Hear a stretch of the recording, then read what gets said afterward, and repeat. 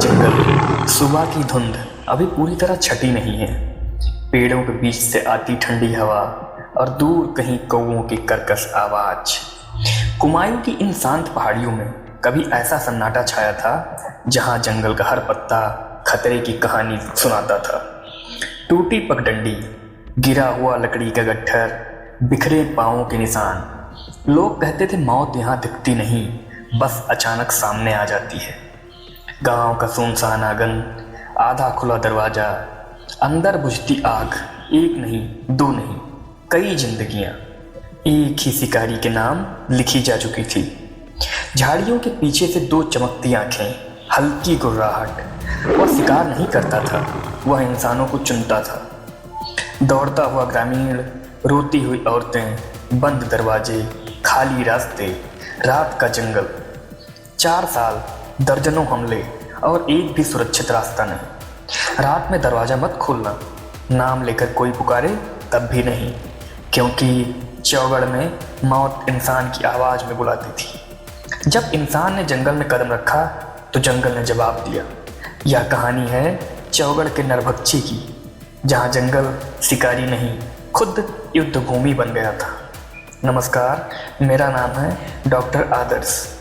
आज मैं आपके लिए कहानी लेके आया हूँ चौगढ़ मैन ईटर की, जिसे कि हमने लिया है किताब मैन ईटर ऑफ कुमायूं से, जिसे कि लिखा है जिम कॉर्बेट ने। तो चलिए शुरू करते हैं the Chowgarh man eater. Jim Corbett कहानी सुनाना शुरू करते हैं और बताते हैं कि मेरे सामने दीवार पर टंगा पूर्वी कुमायूं का नक्शा कई क्रॉस चिन्हों से चिन्हित है और प्रत्येक क्रॉस के नीचे एक तारीख लिखी हुई है। ये क्रॉस चिन्ह चौगढ़ के आदमखोर बाघ के शिकार हुए लोगों के आधिकारिक रूप से दर्ज स्थान और तारीख को दर्शाते हैं। नक्शे पर 64 क्रॉस चिन्ह हैं। मैं यह दावा नहीं करता कि यह सही संख्या है, क्योंकि नक्शा मैंने 2 साल तक लगा रखा था और इस दौरान सभी शिकारों की सूचना मुझे नहीं दी गई थी। इसके अलावा जिन पीड़ितों को केवल घायल किया गया था और जिनकी बाद में मृत्यु हो गई, उन्हें क्रॉस चिन्ह में कोई तारीख नहीं दी गई है। पहला क्रॉस 15 दिसंबर 1925 का है और आखिरी 21 मार्च 1930 का। उत्तर से दक्षिण तक दोनों क्रॉस के बीच की दूरी 50 मील और पूर्व से पश्चिम तक 30 मील है। यह 1500 वर्ग मील का पर्वतीय और घाटी क्षेत्र है, जहाँ सर्दियों में बर्फ की मोटी परत जमी रहती है और गर्मियों में घाटियाँ झुलसा देने वाली गर्म होती हैं। इस क्षेत्र में चौगढ़ बाघ का आतंक छाया हुआ था। अलग अलग आकार के गांव, कुछ 100 या उससे अधिक आबादी वाले और कुछ में केवल 1 या 2 छोटे परिवार पूरे क्षेत्र में फैले हुए हैं।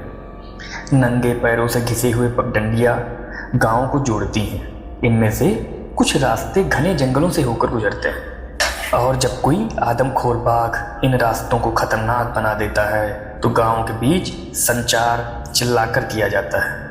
किसी ऊंची जगह पर खड़े होकर, जैसे कि किसी बड़ी चट्टान या घर की छत पर, एक आदमी पास के गांव के लोगों का ध्यान आकर्षित करने के लिए एक खास आवाज़ निकालता है। जब गांव वाले उसकी आवाज़ सुनते हैं तो संदेश को ऊंची आवाज़ में चिल्लाकर सुनाया जाता है। इस तरह संदेश गांव-गांव तक पहुंचता है और बहुत कम समय में बड़े बड़े इलाकों में प्रसारित हो जाता है। फरवरी 1929 में एक जिला सम्मेलन में ही मैंने इस बाघ का शिकार करने का निश्चय किया। उस समय कुमायूं डिवीजन में 3 आदमखोर बाघ थे और चूंकि चौगढ़ के बाघ ने सबसे ज़्यादा नुकसान पहुंचाया था, इसलिए मैंने सबसे पहले उसका पीछा करने का वादा किया।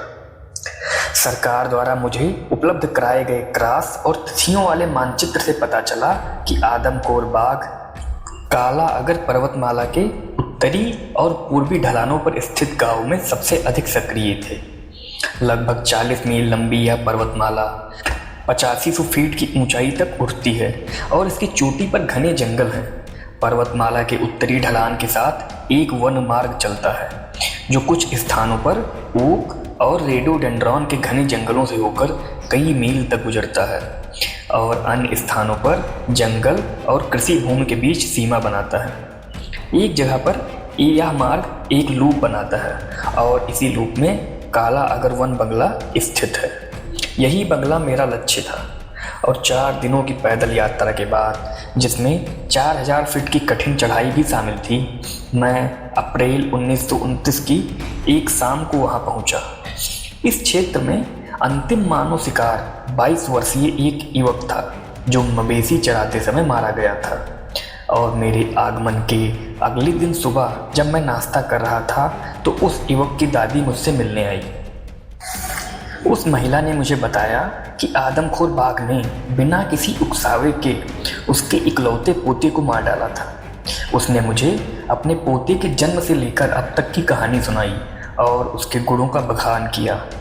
फिर उसने मुझसे अपने 3 दूध देने वाली भैंसों को बाघ को फंसाने के लिए देने का आग्रह किया और कहा कि अगर मैं उसकी भैंसों की मदद से बाघ को मार डालूंगा तो उसे अपने पोते का बदला लेने में मदद करने का संतोष मिलेगा।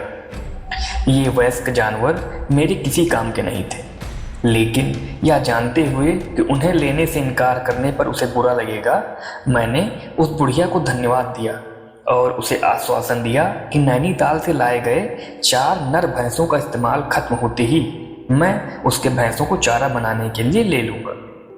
आसपास के गांव के मुखिया अब इकट्ठा हुए थे और उनसे मुझे पता चला कि बाघ को आखिरी बार 10 दिन पहले 20 मील दूर पहाड़ी की पूर्वी ढलान पर स्थित एक गांव में देखा गया था, जहां उसने एक आदमी और उसकी पत्नी को मारकर खा लिया था।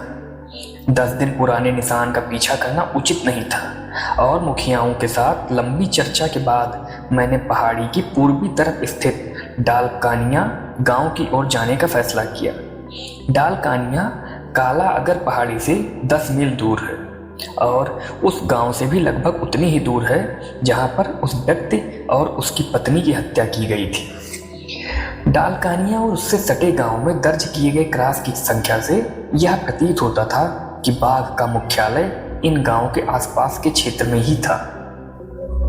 अगली सुबह नाश्ते के बाद मैं काला अगर से निकला और जंगल के रास्ते पर चल पड़ा, जिसके बारे में मुझे बताया गया कि यह मुझे पहाड़ी की चोटी तक ले जाएगा, जहां मुझे सड़क छोड़कर 2 मील नीचे की ओर डलकनिया जाने वाला एक रास्ता लेना होगा। घने जंगल से होकर पहाड़ी की चोटी तक जाने वाला यह रास्ता बहुत कम इस्तेमाल होता था, इसलिए मैं चलते चलते उस पर पदचिन्हों की जांच करता रहा। दोपहर लगभग 2 बजे मैं उस जगह पहुंचा जहां से रास्ता शुरू होता था। यहाँ मेरी मुलाकात डलकनिया के कई लोगों से हुई। उन्हें मेरे गांव में डेरा डालने के इरादे की जानकारी कुई के जरिए मिल गई थी और वे पहाड़ी पर आकर मुझे यह बताने आए थे कि उस सुबह डलकनिया से 10 मील उत्तर में स्थित एक गांव में फसल काट रही महिलाओं के एक समूह पर बाघ ने हमला कर दिया था। मेरे शिविर का सामान ढोने वाले लोग 8 मील चल चुके थे और आगे बढ़ने के लिए पूरी तरह तैयार थे, लेकिन ग्रामीणों से यह जानकारी कि 10 मील दूर स्थित इस गांव का रास्ता बहुत ऊबड़ खाबड़ है और घने जंगल से होकर गुजरता है। मैंने अपने आदमियों को ग्रामीणों के साथ डलकनिया भेजने और बाघ के हमले वाली जगह का अकेले दौरा करने का फैसला किया। मेरे नौकर ने तुरंत मेरे लिए भरपेट भोजन तैयार करना शुरू कर दिया और दोपहर 3 बजे पेट भरकर मैं अपनी 10 मील की पैदल यात्रा पर निकल पड़ा। अनुकूल परिस्थितियों में 10 मील की दूरी 2.5 घंटे की आरामदायक पैदल यात्रा होती है, लेकिन यहाँ परिस्थितियाँ बिल्कुल भी अनुकूल नहीं थी। पहाड़ी के पूर्वी ढलान पर बना रास्ता गहरी खाइयों से होकर टेढ़ा मेढ़ा गुजरता था और उसके किनारे किनारे चट्टानें, घनी झाड़ियाँ और पेड़ थे और जब भी कोई बाधा आती तो मैं उसे पार करने की कोशिश करता। अचानक होने वाली मौत एक भूखे आदमखोर के रूप में सावधान रहना आवश्यक था। प्रगति धीमी गति से हो रही थी। मैं अभी भी अपने लक्ष्य से कई मील दूर था जब ढलते दिन ने मुझे चेतावनी दी, अब रुकने का समय आ गया है। किसी और जगह पर सूखे पत्तों के बिस्तर पर तारों के नीचे सोना एक आरामदायक रात की गारंटी देता, लेकिन यहाँ जमीन पर सोना मौत को दावत देना जैसा था। उपयुक्त पेड़ चुनने के बाद लंबे अभ्यास और उस पर आराम से लेटने की क्षमता ने ऊपर सोना आसान बना दिया था। इस बार मैंने एक बलूत का पेड़ चुना और राइफल को एक शाखा से मजबूती से बांधकर कुछ घंटों तक सो रहा था कि पेड़ के नीचे कई जानवरों की सरसराहट से मेरी नींद खुल गई। आवाज़ आगे बढ़ी और थोड़ी देर बाद मैंने छाल पर पंजों को रगड़ने की आवाज़ सुनी और महसूस किया कि भालुओं का एक परिवार कुछ करफल के पेड़ों पर चढ़ रहा था, जिन्हें मैंने पहाड़ी से थोड़ी दूर नीचे उड़ते हुए देखा था। भालू भोजन करते समय बहुत झगड़ालू होते हैं और जब तक वे पेट भरकर खा नहीं लेते और चले नहीं जाते तब तक सोना असंभव था। यहाँ पर जिम कॉर्बेट बताते हैं जो एक करफल का पेड़ होता है ये पहाड़ों पर 6000 फीट की ऊंचाई पर पाया जाता है। यह पेड़ लगभग 40 फीट की ऊंचाई तक बढ़ता है और एक छोटा लाल और बहुत मीठा बेर पैदा करता है जिसे मनुष्य और भालू दोनों बहुत पसंद करते हैं। अब जिम कॉर्बेट आगे बताते हैं कि उसके बाद मैं जब सुबह हुई तो मैं उस गांव में पहुंचा जो जंगल से घिरे 5 एकड़ के खुले मैदान में बसा था और जिसमें 2 झोपड़ियां और एक गौशाला थी। जब तक सूरज निकले हुए 2 घंटे हो चुका था। छोटा सा समुदाय दहशत में था और मुझे देखकर बहुत खुश हुआ। झोपड़ियों से कुछ ही गज की दूरी पर स्थित गेहूं का खेत, जहां 3 महिलाओं को फसल काटते हुए देखते ही देखते बाघ को पेट के बल जमीन पर लेटकर घात लगाए बैठे देखा गया था।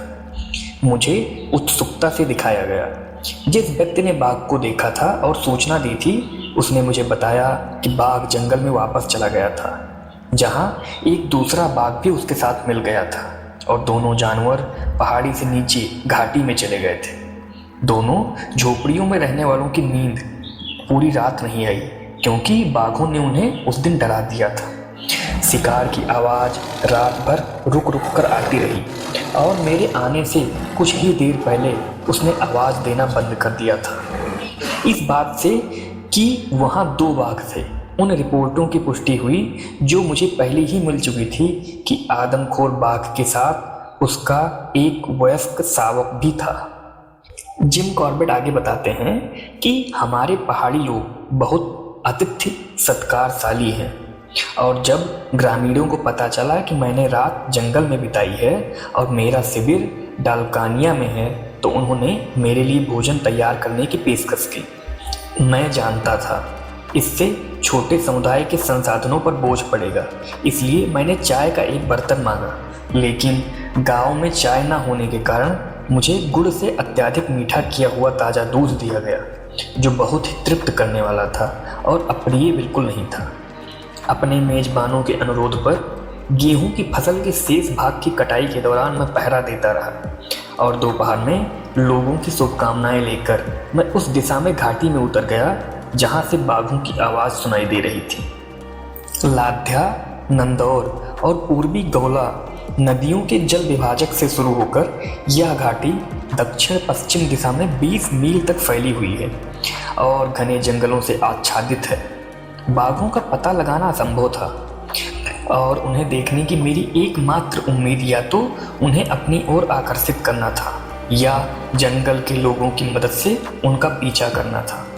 जो लोग पैदल चलकर आदमखोर जानवरों का शिकार करने के शौकीन हैं उनके लिए यह जानना रोचक होगा कि जंगल के पक्षी और जानवर तथा आकाश की चारों दिशाएं इस खेल में महत्वपूर्ण भूमिका निभाते हैं। यहाँ उन जंगली जीवों के नाम बताना उचित नहीं होगा जिनकी चेतावनी भरी आवाज़ों पर शिकारी अपनी सुरक्षा और शिकार की गतिविधियों की जानकारी के लिए काफ़ी हद तक निर्भर रहता है, क्योंकि ऐसे देश में जहाँ 3-4 मील की चढ़ाई या उतराई में ही हजारों फीट की ऊंचाई का अंतर आ जाता है, वहाँ घनी आबादी वाले क्षेत्र में जीव जंतुओं की विविधता काफ़ी अधिक होती है।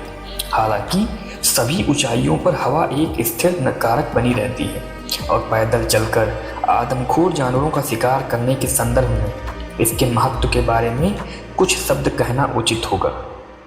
बाघों को यह नहीं पता होता कि मनुष्यों में सूंघने की क्षमता नहीं होती और जब कोई बाघ आदमखोर बन जाता है तो वह मनुष्यों के साथ ठीक वैसा ही व्यवहार करता है जैसा वह जंगली जानवरों के साथ करता है, यानी वह अपने शिकार के पास हवा की दिशा के विपरीत जाता है या हवा की विपरीत दिशा के विपरीत घात लगाकर उनका इंतजार करता है। इसका महत्व तब स्पष्ट हो जाएगा जब यह समझा जाए कि शिकारी बाघ को देखने की कोशिश कर रहा होता है, जबकि बाघ संभवतः शिकारी का पीछा कर रहा होता है या घात लगाकर बैठा होता है।